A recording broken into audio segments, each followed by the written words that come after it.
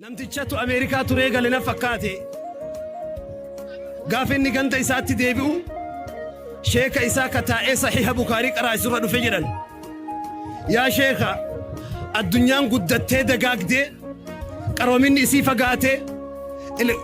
teleskooppii yaabbatteeti addunyaan ji'a gubbaa baate isin agad har'aa teessanii Bukaarii maqaraasiftanii jedheen tuffatuu barbaadeeti inni xiqqeessuu barbaadeeti mataa gaccabsuuf warra qaroomina meeshaa fi uffataaf carqitti fassaree jira warra qaroominni isa biratti birrii lakkaa'uu qofatti deebi'e jennaan waan jedhanii sheeyni dhalika makhluuqun wasala ilaa makhluuq ji'a gubbaa bahuun yoo ka jiraatu ta'e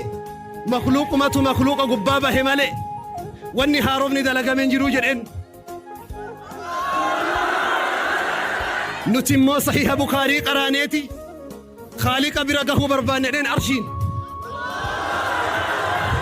garuu beeytaa jedheen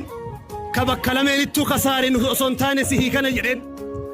faranjii wajjinillee ji'a gubbaan baaneen wajjinillee Bukaariin qaraane jedheen zeerotti isa deebise